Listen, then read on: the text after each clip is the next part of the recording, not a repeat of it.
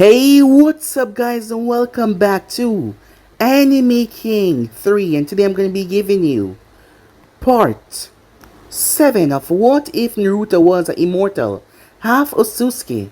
Remember to get this one to 100 like as usual, share this to all of your friends on your social media platform, and also guys, don't forget to go ahead and check out the other What Ifs of the other channels.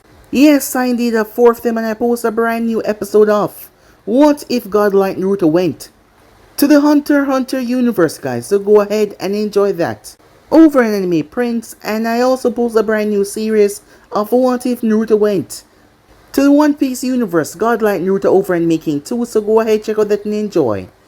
And remember to stay tuned for the rest of what is coming your way, and I hope you guys enjoy each and every one of them. So yeah, without further ado, what do you say we jump right into this brand new episode? Begin now, guys.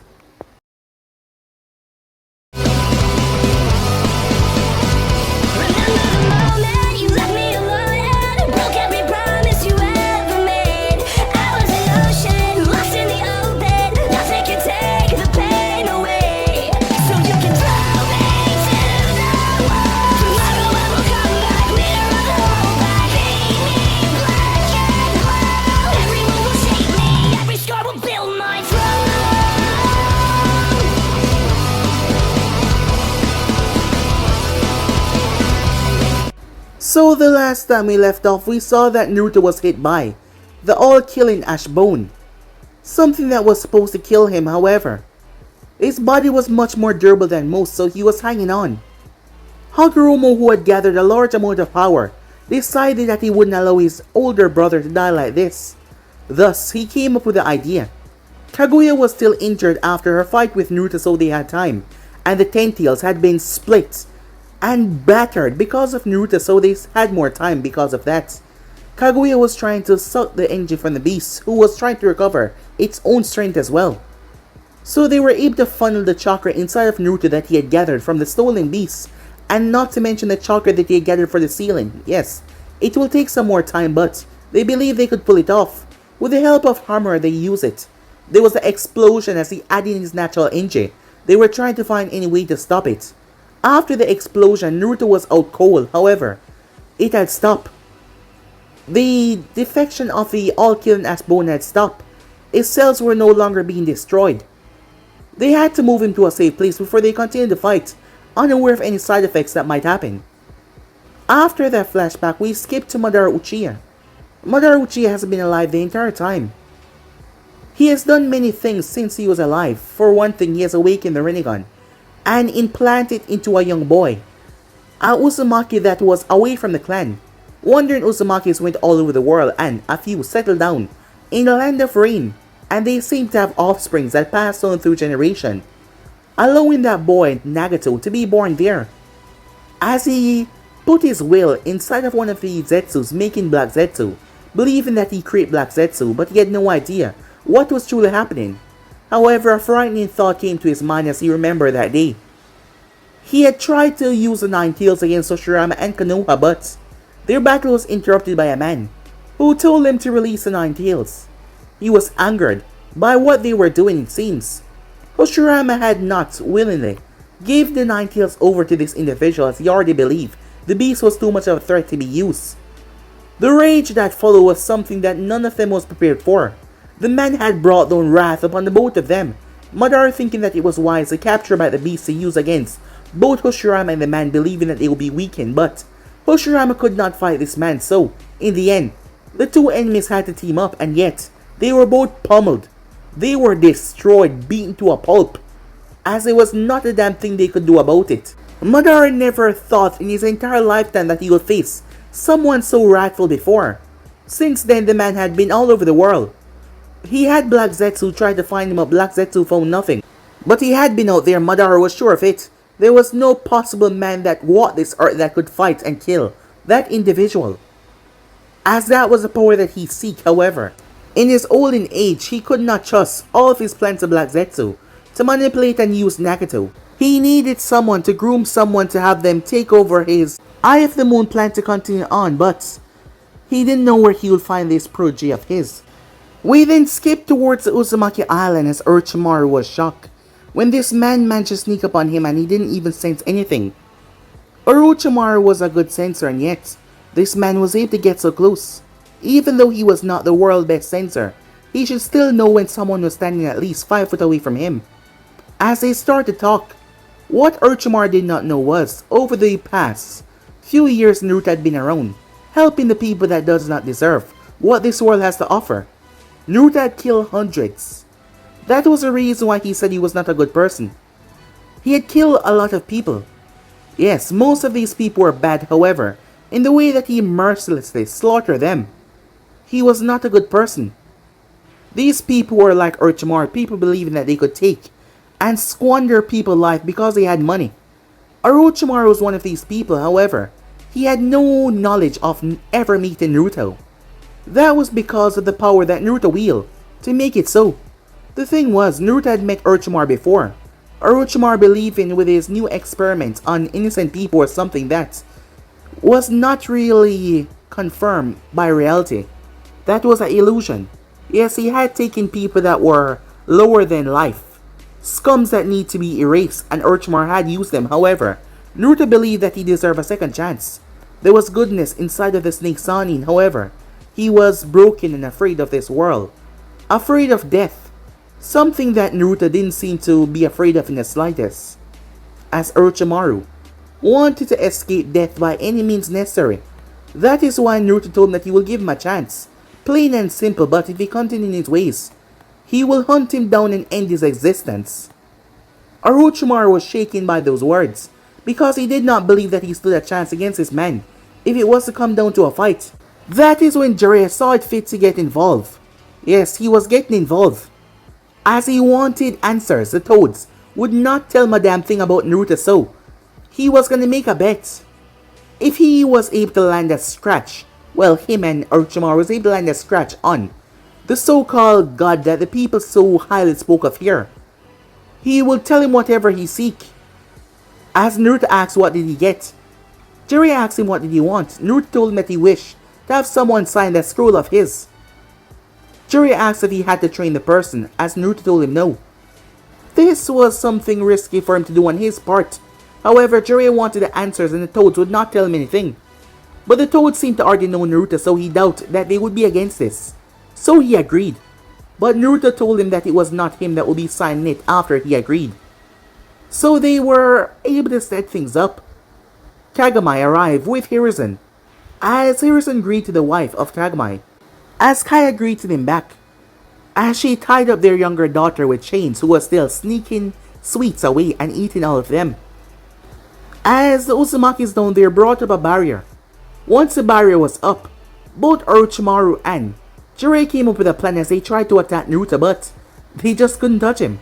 Jiraiya entered stage mode, something that he was able to enter as of recently. With this new powered up, Jiraiya moved forward as he attacked once again. However, Naruto caught his fist rather easily. With that, Orochimaru came from behind as Naruto froze everything, shocking the members at his ability. There was only one clan that they knew of that could freeze people, and that was Yuki clan. And yet here was Naruto pulling it off. Hiruzen and Kagami himself was indeed surprised, as Orochimaru was able to jump away. Jiraiya was knocked back by Naruto as he was already on his knees. Ma and Pa told him that this was a bad idea, but they would not tell him why or who this person was. So yeah guys, basically let's left off, you guys can switch across the place, check it out for yourself. So let's begin this new episode guys. The snake Sanin Orochimaru leaped over towards Jiraiya as he landed beside the man. Jiraiya, who had been healed up by the nature engine coursing through him, received a harsh glare from the snake Sanin. This has got to be one of your most stupid ideas to this day. Come on, I thought we would at least get one hit on him, said Jiraiya as he watched the ice completely break away. And what made your idiotic mind think of something like that? Have you forgotten what he has done to protect this island? And yet, I had to agree to your stupid idea. Come on, you want answers just like me. Stop being such a jackass, we can do this. We still have no idea what he's fully capable of, not to mention he just pulled off the Hayaton bloodline with relative ease, like he's almost part Yuki as well. So we don't know what other bloodline he possesses. Wait, You believe he has more than one? Jiraiya said. Given this man and his reputation, yes, I do indeed. Jiraiya frowned. Come on, Ma, Pa, he said to them. Help us out.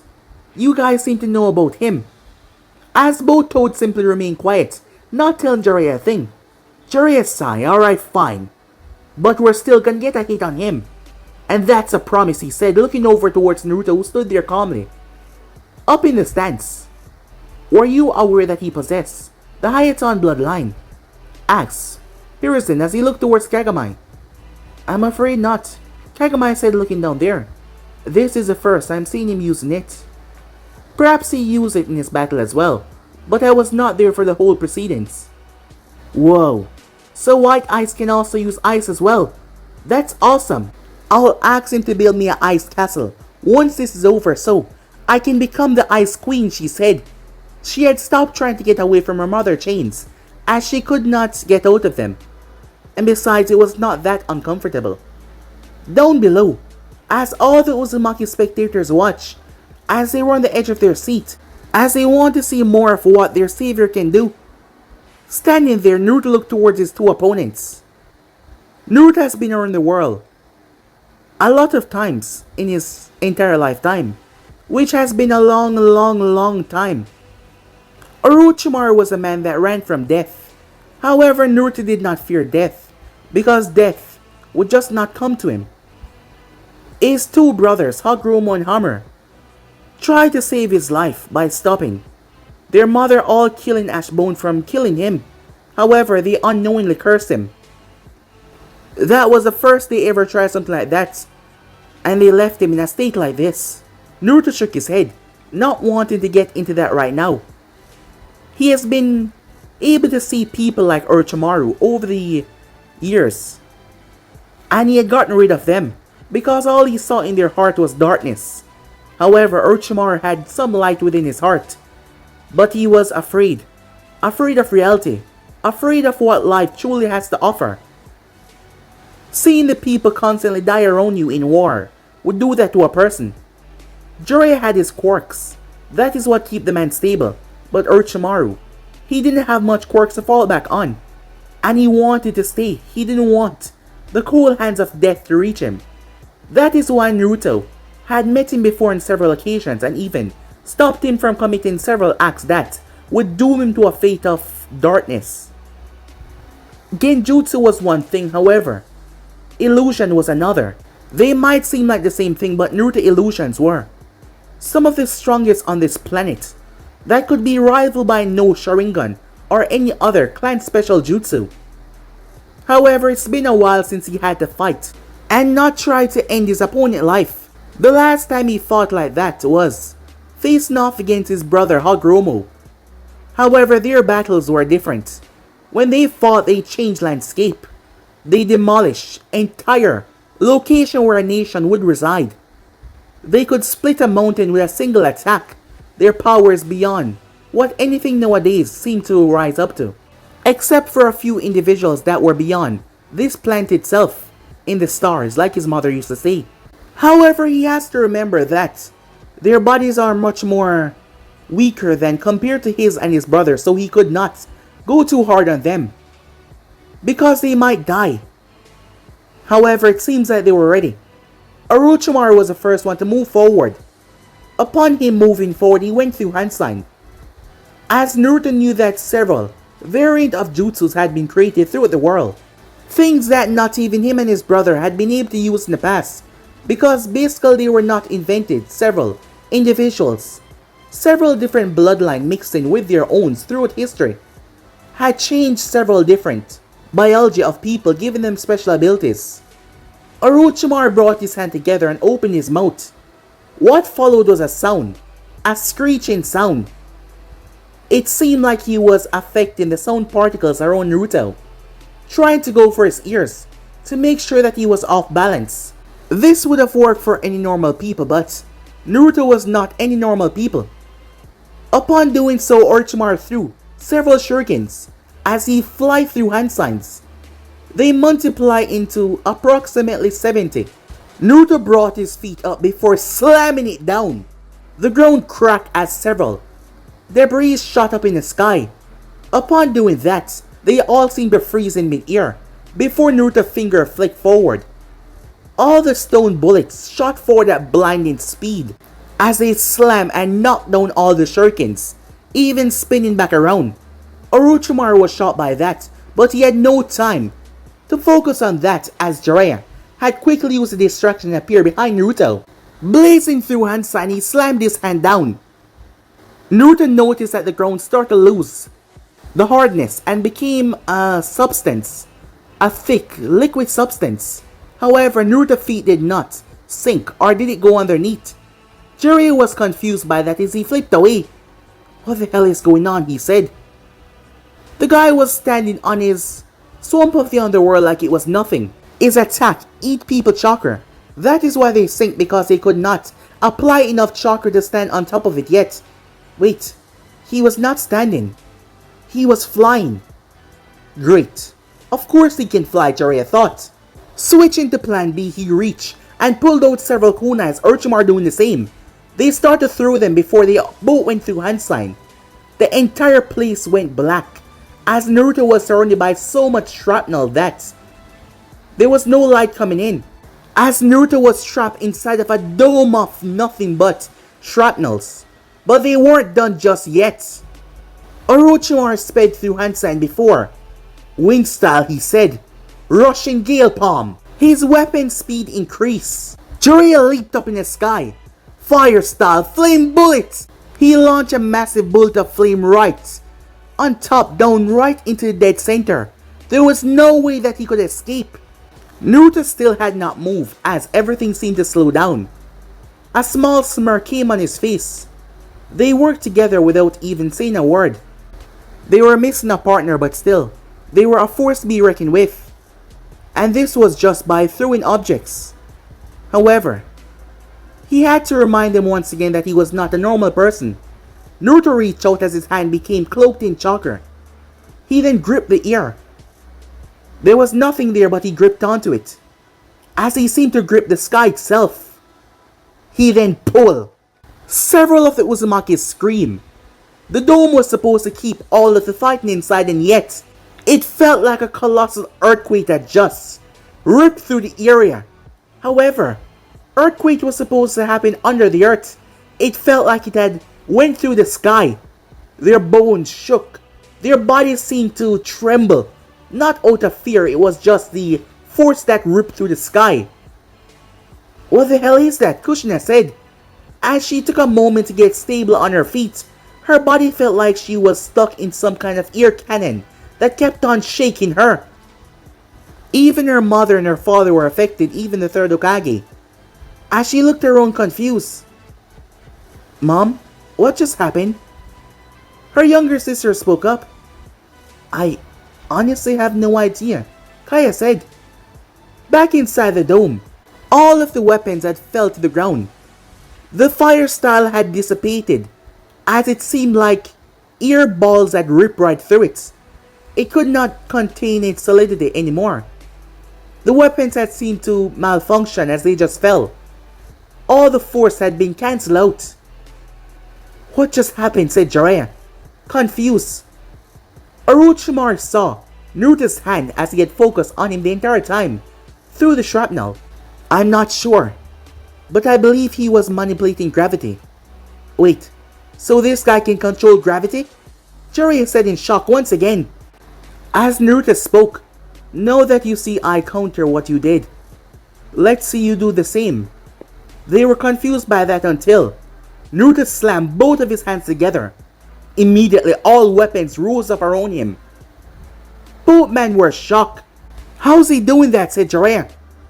As I thought, Orochimaru said, another bloodline. He can control iron. As Naruto thrust his right arm forward, all the weapons shot forward. Immediately, both of them went through hand sign. Combining their fire style, it started to melt all of the projectiles. A few got through. Orochimaru winced in pain when he felt it stab right into his left arm. Two got into Jiraiya's leg. Because of his sage mode, they simply bounced off him. A little pinch, that was all he felt. His body was much more durable and with a constant nature energy coursing through him. Ma and Pa simply relaxed on Jiraiya's shoulder as they funneled the natural energy through Jiraiya, knowing that this was already a losing battle. Once the projectiles died down, Orochimaru ripped out the weapon out of his arm. When Naruto was no longer there, years of instincts kicked in as Orochimaru ducked. A good thing too, because Naruto was trying to grab the back of his neck. However, Naruto's arm was still outstretched. Orochimaru noticed that he bent his finger like a finger flick. Wait, there was no way. As Naruto flicked the finger, a wind bullet had generated in a span of a second and slammed right into the snake Sanin. Orochimaru's face slammed into the ground. Jiraiya rocket forward as he swung a brutal kick. Naruto blocked it. "Now, Pa," said Jiraiya. Pa stretched out his tongue and grabbed Naruto's leg as he tried to throw Naruto away, which he was successful in doing. Jiraiya smirked. "Bring him back!" Jiraiya clenched his fist and pulled it back as he shoved it right into Naruto's face. This is it. Finally, he was able to get a hit on him. The grin on his face widened even more as Orochimaru was now behind Naruto, kunai in hand, ready to strike. There was no way in hell that he would be able to escape, Jiraiya thought to himself. But once again he was proven wrong. Naruto's hand came up, much faster than Jiraiya's as he grabbed his wrists. The Sanin eyes widened. Pa had to release Naruto as he felt its tongue begin to burn. As Naruto's whole body started to get hot, allowing the toe to release him. Upon doing that, Naruto pulled Jiraiya with abnormal strength. The Sanin could not control his movements, but Naruto was gonna have him bump right into him, which made no sense. That was until Naruto teleported away. He was just gone. Because of the force that he pulled Jiraiya with, he slammed right into Orochimaru, said kunai stabbing into Jiraiya's shoulder. Once again he was lucky that he was in Sage mode, as it did not break the skin that badly. Both of them were blasted away as they slammed against the barrier. As Naruto stood there, an amused smirk on his face. He forgot how much he enjoyed fighting. Just because he fought just for death recently, it doesn't mean that he didn't enjoy fighting. Well, sparring to be exact. However, there was so much that he had to do, so he should wrap this up. Both Jiraiya and Orochimaru picked themselves up. "What the hell?" Jiraiya said. His hand shot up so fast, far faster than mine even though my hand was inches away from his face. And he just teleported like that. That guy is really something else. Come on, Orochimaru, one more time. We'll attack him with taijutsu. And we won't let up until we hit him at least once. All of our planning and our strategy seem to be going through the window. It doesn't matter what we do. So it's best if we just give it our all in pure taijutsu against him. We must get a hit on him, Jiraiya said. Orochimaru wanted to shout at him to tell him what kind of idiot he was after that display. However, he himself was curious to see what was the maximum output of strength that Naruto possessed. What was the limit of his power? Maybe this battle, despite them losing, will give them a glimpse of that. Both Sanin shot towards the opposite side of the barrier before they move off at blinding speed. They appear on Naruto right and left, both of them swinging their hands. However, Naruto caught their fists. They brought their leg up at blinding speeds, but Naruto ducked underneath it. But with Orochimaru's leg so high, he brought it down, ready to plant it right in Naruto's skull. But Naruto was still holding on to their hands. He yanked them forward. They tried to resist. Jiraiya used all possible strength that he had contained in his body, but he could not stop it as their heads slammed together. Both Sanin staggered back in a daze. Naruto appeared in front of Orochimaru, his leg coming out. The Sanin crossed his arm. The moment Naruto's leg connected with his hand, Orochimaru's defense was blasted apart. The snake Sanin was sent skipping across the ground as Naruto appeared above him and brought his leg down. The entire area exploded by the force. Jiraiya shot forward as he brought his hand up. However, whatever he was preparing for was not, as Naruto appeared beside him and grabbed his hand, pulling his hand back before chopping Jiraiya right in the throat. The Sannin staggered back, unable to catch his breath. Naruto appeared right in his guard as Jiraiya's eyes widened. Two punches to the stomach lift Jiraiya off his feet. Stuck in mid-air, Jiraiya saw that fist coming towards his face. He tried to brace himself, but his hands were not fast enough. As Naruto's fist made contact with his cheek, his body was blasted like a cannon. He skipped across the ground before he smashed into the barrier with tremendous force. As Naruto stood there, completely calm, when a snake burst from the ground. Said snake had a sword in its mouth, intending on stabbing Naruto right through the stomach. Orochimaru was no longer where he once stood. However, in a fraction of a second, Naruto tilted his body before he pushed his hand straight down the ground. The snake, unable to react or even turn, as Naruto ripped Orochimaru out of the earth by his throat and yanked him out. His right hand came up and placed in front of the Sannin's face, and Orochimaru felt fear. The next thing he knew, his eyelids, his mouth, it felt like he was being assaulted by a force that he couldn't quite comprehend. His body was physically thrown. The force was so blinding that he tried to close his eyes, but he could not. He slammed into the barrier head first as he was knocked out cold. That was when two hands erupted from the ground and grabbed Naruto by the feet. They tried to pull him down, however Naruto flew up instead. Jiraiya was torn out of the earth, still holding on to Naruto's ankle. That is when Naruto spun in mid-air. His body spun so violently that Jiraiya could not keep his grip on him. A violent tornado formed in mid-air. Jiraiya was thrown away as Naruto stepped out of the tornado that was still spinning. He then launched it. The Sannin eyes went wide as he was picked up, pulled in by the force. His body was thrown and knocked around several times before he was blasted out. Jiraiya collapsed on the ground as he was a mess, his clothing torn. Several cuts and scrapes all over him to show that there were tiny wind particles in that tornado, as he had laceration all over his body. More so, he was barely catching his breath. It was like the tornado sucked all the air out of his lungs. Ma and Pa told him to stand down. The both of them that had shrouded their body in sage energy, trying to do the same for Jiraiya. However, it was not strong enough. Even the toads were having a difficult time breathing, as they were just getting back air. Naruto walked over towards him and Jiraiya glanced up, as the sun was behind Naruto shining down. All Jiraiya saw was a god. A literal god looking down towards him. A power that he could never reach. A power that was so high that eclipsed his own and anyone else in this planet. Over to the side, Hiruzen was baffled by the amount of power one individual showed, as Jiraiya slumped down. As he submitted to defeat, he could not win. It doesn't matter what he did. Orochimaru was even out cold. Time skip.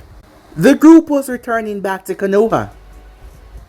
As they were on the boat, Hiruzen looking out toward the sea. Their trip to Uzu had been, well, full of eye-opening events. Both Jiraiya and Orochimaru had recovered, neither receiving any single answer because they lost. Hiruzen had no idea what Jiraiya bet. However, when he found out when the match was over, he realized something. He didn't know if it was a possibility, but perhaps it was. That man who seemed younger than him but acted older. Yes, Naruto. He had Kushina Uzumaki's sign, the sealing scroll. So she was now a toad summoner. Hiruzen's mind was working a mile a minute as he wondered if he was seeing this correctly. Could perhaps they knew that Konoha allowed the invasion to happen because he had explicitly told Kagami that they weren't able to get any sort of SOS from Uzu.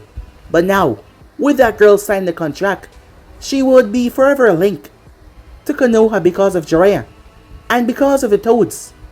And now with the bonding of the toads, Uzu once again remain a separate entity from the Hidden Leaf, despite being their only allies that was amongst themselves and not amongst the village. Once again, he failed to do anything regarding Uza's state of location. However, he wondered if Naruto planned this all. That is why he allowed Jiraiya to go on with this little show of his, to battle him. From what Hiruzen had heard, he knew that Jiraiya and Orochimaru would not win. They might be strong, but if the stories and all was true, which he was sure of, there was no way that they were touching that individual. And he knew that. However, if he knew, then Kagami must knew as well. But in these times of, well, calm, because he could not say peace, war was just around the corner. Perhaps Kagami did not want to start anything, that is why he had not said anything. And it was another reason why the Uzumakis were acting that way. They seemed weary and they did not trust them. Usually Uzumakis were much more lively and calm, but now, getting a visit from their ally, the leader of their allies, they did not seem that much welcome. And they were all too excited to see Jiraiya and Orochimaru get their ass kicked by Naruto. One would say that it was just them being proud of their hero that saved them, but Hiruzen saw the underlying detail. They knew. But they would not start anything because they didn't want the war. And Kushina was safe and their home was safe. But they knew that Konoha was somehow involved. Hiruzen had no idea, but if he was right, they would not make a move because they wouldn't want to start anything. However, he had to stay out of everything regarding their affairs now. Given how cold they were still allies to an extent, but he believed if the opportunity presents itself, Uzu would not stand by Konoha's side. But they were keeping fronts right now to make sure that the peace remained for the sake of the elemental nation. He had to inform Danzo about this to make sure that he does not do anything behind his back that might lead to pure chaos.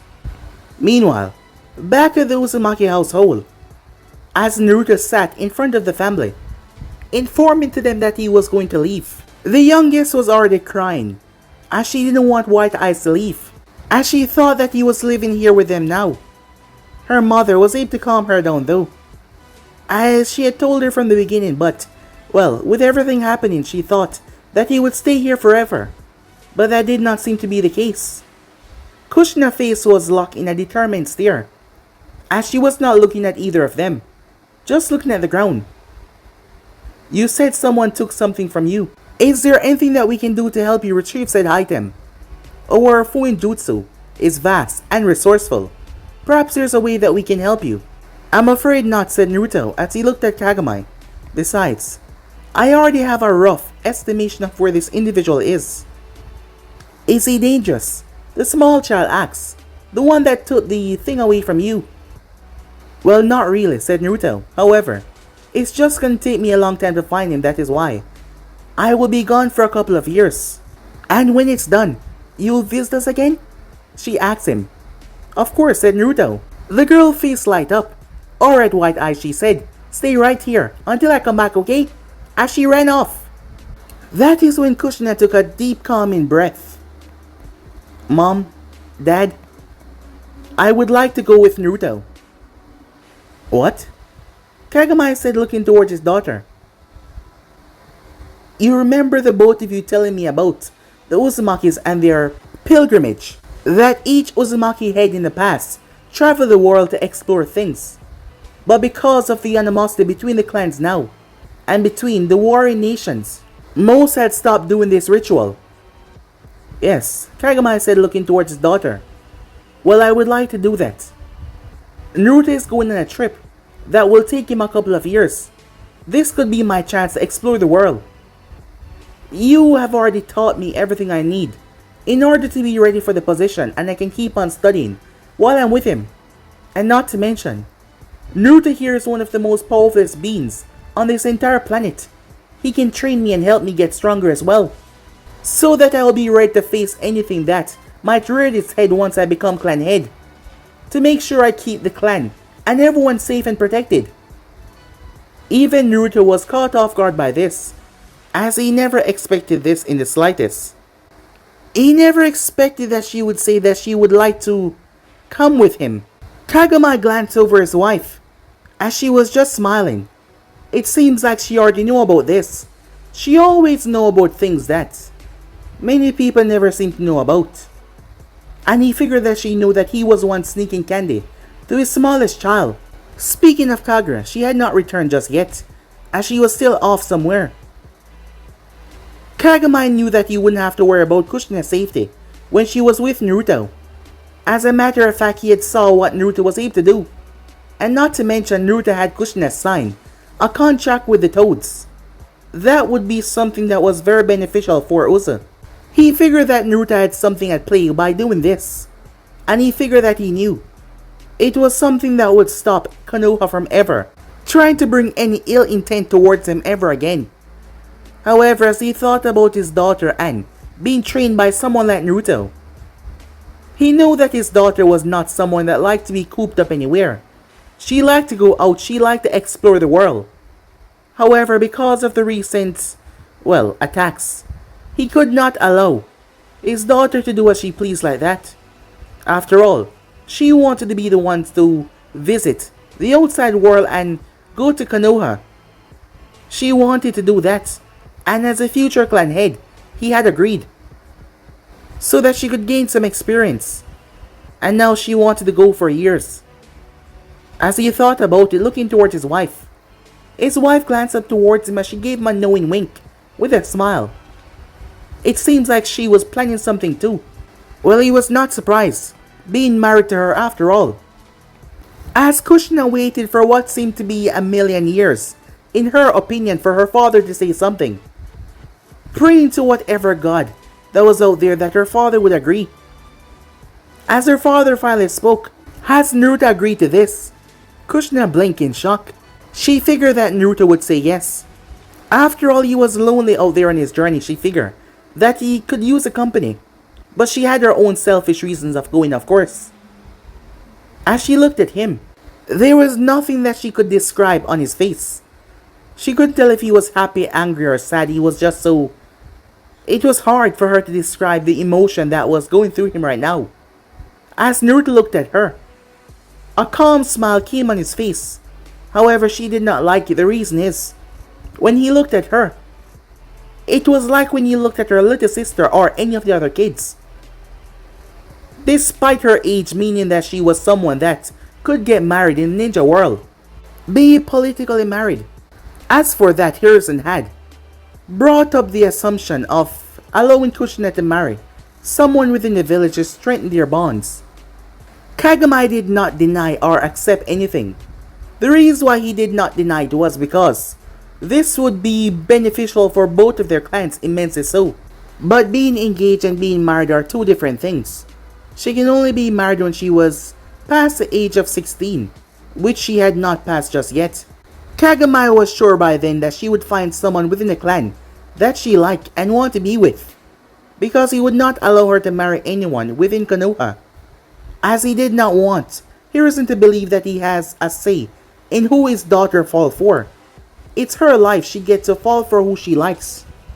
That tradition has only been done once, and that was with the first Hokage of Konoha, with Mito, Uzumaki in the past, but this was completely different.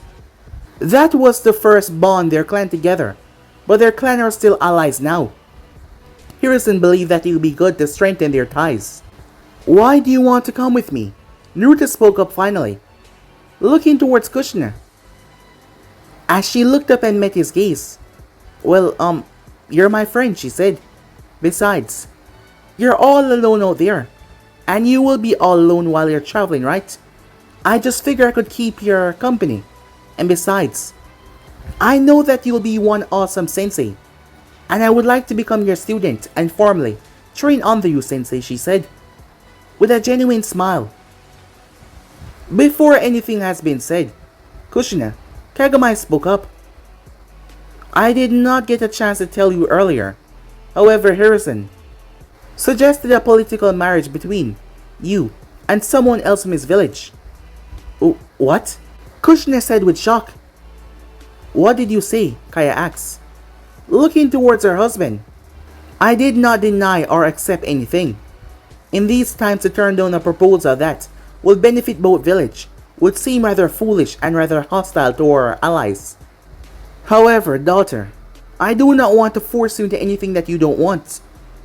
I want you to enjoy your life just like your mother and I, and meet each other just like your mother and I met each other. I do not want to force you into anything, especially with Konoha, he said, under his breath. So what then, father, she said, looking towards him.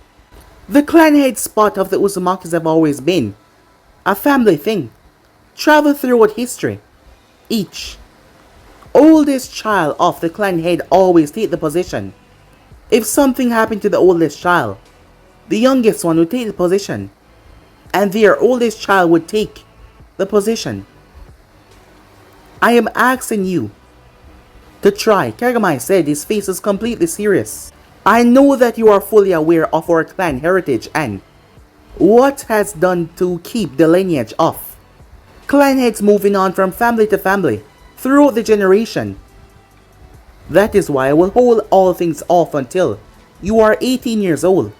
If by then you have not found a suitable person, I will have no choice but to arrange something for you, he said. He was still trying to find a way to make sure that this was not Konoha related. A nice boy here in the Uzumaki clan could do that. So he was gonna hold Konoha off until she reached the age of 18. He supposed that was plenty of time. Through the years, he had been questioned by his own father about this. When he had laid eyes on his now beautiful wife, and it was like love at first sight. Kaya glanced over towards her daughter, seeing that she was wrapped in mental thought, as she then glanced towards Naruto, who seemed to be saddened by her, well, no affliction that she had to think so deeply about. Alright, father, Kushina said. As she had read through the clan tradition, she had read it all. She knew what it takes to be clan head, and she wanted to rule her people. Her father had been given the same choice as well, and it was now given to her. I'll try my best. That is all I ask, he said. She then turned back towards Naruto, a strange look in her eyes. So, can I come with you? She asked. As Naruto realized that he had not answered the question yet, he glanced up to the two other adults in the room. Are you two okay with this? He asked. Kaya smiled at him, a strange twinkle in her eye.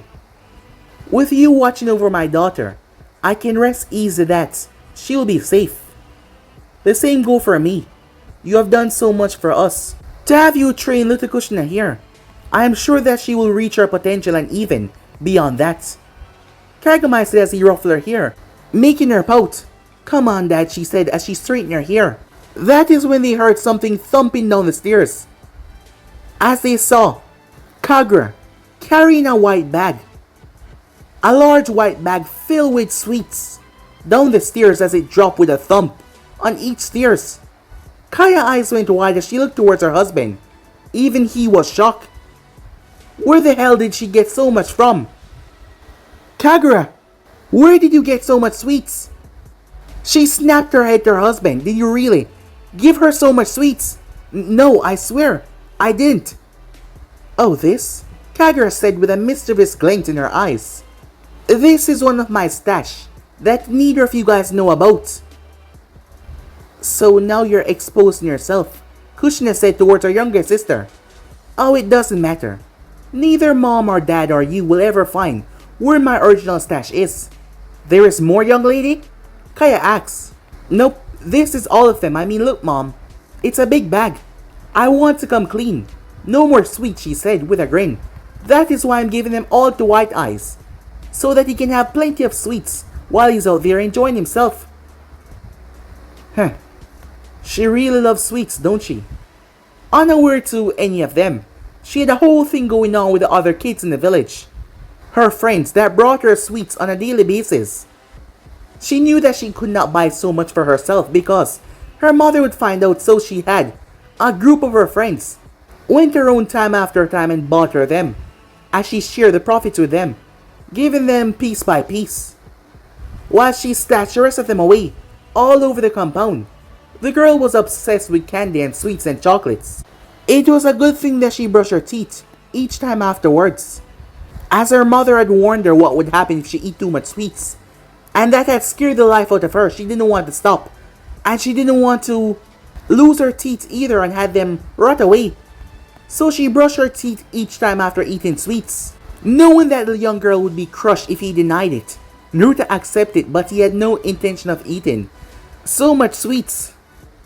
As Kushina now had to break the news to her younger sister that she would be leaving for some time now, who would be rather upset to hear that.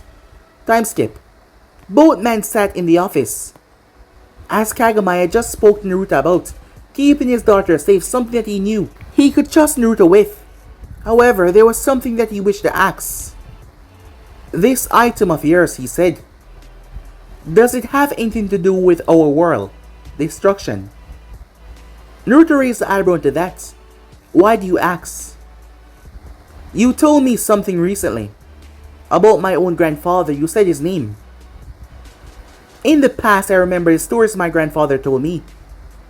He told me that there was once a beast that roamed this earth, far beyond this time, that was capable of drinking the ocean and splitting the ground into pieces, bringing death and destruction to all.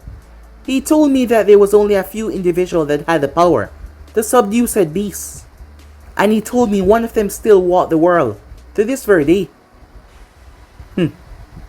He was quite an insightful man. You remember what I told you about the Uzumakis not being so kind in the past? History has changed. The Uzumakis are docile and all about family now, but in the past, the Uzumakis were ruthless and violent before they settled down. Tenjin, Uzumaki. Tenjin. I've heard that name before. It's one of my ancestors. Yes, he was the one that changed the ways of the Uzumakis. And the both of you look exactly alike. It's like you're his reincarnation. He was the one that brought the Uzumakis to this location and carved out this place as their home. And since then, Uzumakis have died protecting their home. It doesn't matter what threat they're against. Because of his guidance, the Uzumakis have remained as a loving family village since then. So I was right. Age does not affect you. I knew that from the first day that we met. You called me a child despite seeing my age, and you seeming much younger. If I were to guess, you seem to be in your mid-20s. But I suppose it's far much than that. Yes, it is, said Naruto. You're right, age does not affect me. It was then that he saw it, in those white eyes. It was hard to see, but he saw its sadness. Maybe this trip with Kushina would also help Naruto as well, as he seemed to be lonely by himself. The thought of being unable to perish and finally meet your loved ones, which seemed to be something that Naruto could not do, perhaps was too much for him after all these years. As Naruto got to his feet, you don't have to worry about Kushina. I'll keep her safe. If anyone would wish to hurt her, they will have to go through me. And I can assure you, there is no one on this planet that can, said Naruto. I believe you, said Kagami. There was no doubt about that. Time skip. Naruto was surprised. Seems like Kagami told his people the Uzumakis were big on their family feasts. Once again, Naruto was brought into a massive feast, where the people all wished for him to stay, even though he said that he would be back. Yet they were so friendly and nice. He felt something that he hadn't felt in a long while. Like he actually had a home here. He was not just a wanderer going around the elemental nation, trying to be good, and trying to keep the balance between everything. However, everything must come to an end. And in the morning, they all stood at the gates. A lot of people there, ready to see him off. As he said goodbye to the small child, who hugged his leg, as Naruto hugged her as well. She told him to protect her big sister, as he promised that he would. As Kaya wished them well on their journey, with that same amused look in her eyes before she glanced towards her daughter, who looked away. So with that, they said their goodbyes before they head out Meanwhile, all of that was going on. Zetsu wanted to keep Naruto preoccupied. That is why he went and tampered with something that had been long sealed away. The one who had locked this away was none other than Naruto, a very long time ago. At the moment Zetsu was currently in, a location between the demon country and the land of swamp. The land of demons is a place that is outside of any of the conflict that is happening in the elemental nation. There was a ruler, a priestess. Her name was Moroku. She had dull blonde hair and purple eyes. Dressed in her formal fitting robe, Moroku was one of the many priestesses over time who had kept the demon at bay. Yes, there was a demon sealed away up in these lands. A very powerful, treacherous demon who had inflicted and twisted nothing but suffering over the years. All of the priestesses before her had managed to keep it under check, as the reign had been passed on, their special powers being gifted to them a long time ago by a man that had first locked the demon named Moryo away. Ever since then, the priestesses had passed on their power into their children, imbuing them with the power to seal away Moryo, just in case when the seal weakened over time. And since then he was not able to get free. Over the years, several people had been tempted by that power. When the seal was weakened, the demon was able to whisper sweet nothingness in the ears of the people, allowing them to gather dark thoughts in their minds and in their hearts to try and free it. However, the land was protected. Well, that was until Zetsu decided to use them as a way to buy time, believing that it should cause enough chaos and destruction that it would spread enough corrupted energy that it would cause him to get off his back. Because you see, this demon Moryo was not a real demon. Moryo was a chakra construct of the Ten Tails. The hatred, the raw natural hatred and personality being driven into one unsettling beast. However, over time it had survived. Going unnoticed, it absorbed several of the castaway trees from the God Tree, imbuing itself with strength. A long time ago, it had thought it was strong enough. It had gained a sentience awareness. It had become a literal tail beast of darkness and chaos. It tried to attack and kill Naruto, hating him because of its connection with the Jubi. But Naruto had sealed it away, locking it inside with a very powerful seal. In a land of a few people that he came across, he had stayed with them, and later on entrusted them with the power to seal away the monster if it ever reared its ugly head again, as he imbued the daughter of the leader of the clan with the power inside of her. The people were grateful to him because he brought a lot of prosperity to their land, because Moryo was about to, well, destroy it, and he saved their life. So they figured the least they could do was honor his wish, and throughout the years they had been doing that. Until now, Moroku was caught. Moroku-sama. The guard said as he pulled her up, "I'm fine," she said. "We have to hurry," as they rushed towards a gigantic fortress that seemed like a volcano about to explode, as lava was even pouring from it. How did this happen? She thought to herself. Everything was going so fine. The seal had been recently sealed by her own mother, so there was no way that it was already this weekend. The power that was gifted onto them was enough to keep it at bay. However, somehow it has just gotten weakened.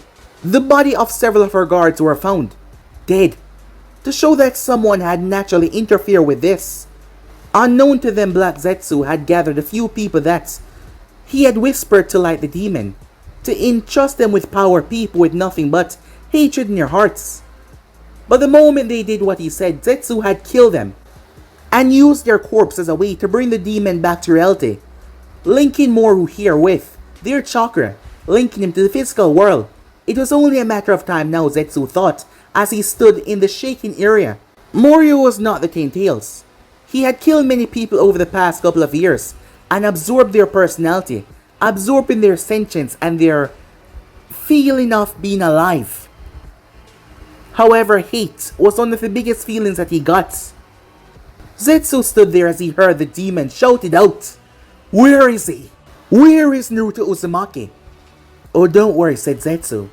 He's still alive, but he's somewhere within the elemental nation. You're gonna have to kill and kill until he finally reared his head to face you. That sounds delightful, Moryo said. I'll cause nothing but chaos until he finally shows up. Then, I'll rip him apart. As the demon was breaking out of its seal, using a connection to the Earthland to get back here. With Zetsu tampering the seal, with the priestess being so far away and him working on this for some time now, ever since Naruto decided to get involved, Zetsu was smirking to himself. This would give him enough time to slowly spread the influence of the Gedo statue to keep Naruto off their trail. But there's just so much that he can do. If Naruto was to ever find him, it will all be over. However, Moryo here would buy enough time to cause enough destruction. That is when Zetsu felt it. No. This can't be, he thought to himself. As he stepped towards the exit, a frightened look came on Zetsu's face. He quickly sunk down in the ground. As he vanished, Zetsu reappeared far distance away. A look of fright written all over his face as he saw someone in the heavens, lowering themselves towards the distance. How is this possible? How is he here so fast? Zetsu thought with rage. Anger, his plans, his months of plotting, thrown right down the drain like this. This was not what he wanted, and now he was already here.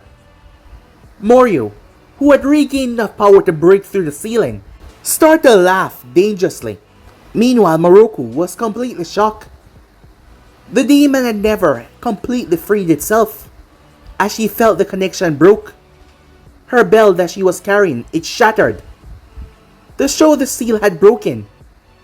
My lady, what's wrong? Her guards asked, knowing that they run out of time. It's too late. He's free. The moment she said that, there was a colossal explosion. The entire cliff head exploded as a beast emerged. Its body was made up of sick, toxic purple chakra. There was 2 massive wings on its back. It had 3 powerful heads that were shaped like a dragon. Thick, healthy hands that tore into the stone, destroying the mountain top. The woman dropped to her knees in shock. How could she allow this to happen? Her guards, their weapons dropping as they shake with fright. The overwhelming sense of power swallowed them. Whoa, they heard a voice. What is that? They turned. The priestess, looking up, as she saw a young girl right here. Wait, how did she? Why was she here? She shouldn't be here. But then that is when she saw someone next to her, as a man spoke. The person's eyes narrowed, and it was none other than Naruto. This was the first place he felt the lack of nature energy. Something was going on here. However, he thought this was all under wraps. When he heard someone call out, Naruto-sama. As Naruto glanced down to see a woman looking up at him as she was on her knees. Moroku couldn't believe it. Her mother told her about this man. She had never met him. It's you, isn't it? The one who blessed us with the sealing arts. What happened here? Said Naruto. I failed. No, you did not. What do you mean? She said. I failed. To keep the monster in check, like everyone else did. I failed. I know it's gonna bring forth destruction. The beast roared to the sky. Kushina was perplexed after leaving Uza. They had walked calmly until Naruto had felt something. He then took her in his arms and flew off. He did not tell her what they were coming to see, but this was just shocking. Naruto's eyes focused on the destroyed cave. That thing. His mother creation, it was here. Naruto's eyes snapped from left to right. The side of his eyes becoming pronounced. A lot of veins. As Naruto saw him, Black Zetsu felt it. Immediately he rushed off. Naruto was about to go after him until the beast fired a beam towards them. As Naruto froze, time itself seemed to slow down. Damn it, he cursed. Raising his hand, it became covered in chakra before he split. Naruto split the beam down the center as it destroyed the left and right side of them, not harming anyone there though. The people were shocked by his speed as Kushina watched as he materialized in front of everyone and split the attack like it was nothing. Moryo raged to the sky. It's you! I never expected you to show up this early, but I am happy with this turnout. For you to show yourself this early, I don't have to hunt you down. You came right to me. Moryo, the last time we fought, I sealed you away. You're not a mindless beast, you even gave yourself a name. Stop this and stand down. I've grown a lot since the last time we fought. You stand no chance. You underestimate me. It's been a very long time since I've been sealed away. And since then my hatred for you has just grown. I've been preparing, readying myself to fight you once again. And this time, I will not be sealed away. I will devour you, he said. The place shook in fury as he released his power, the thick toxic chakra spreading all over the area. However, before they could be suffocated by it though, it was all diminished. As Naruto released his own chakra that was like a blanket, Kushina felt it wrapped around her. Not just her though, the entire civilization on this island felt it. It wrapped around them as it pushed away the toxic chakra that was in the air. Moroku was shocked. Her mother was not telling any single lie about this man. It was truly him, his power. He was a god amongst men. The beast roared to the heavens, all three of its mouth gathering a toxic purple chakra that started to gather into one. That's bad. Like really bad, said Kushina as she watched a beast combine them. Do not worry, said Naruto. Everything will be alright. Kushina watched as Naruto took off his coat, and it just dematerialized, and it was gone. She felt it, something happened.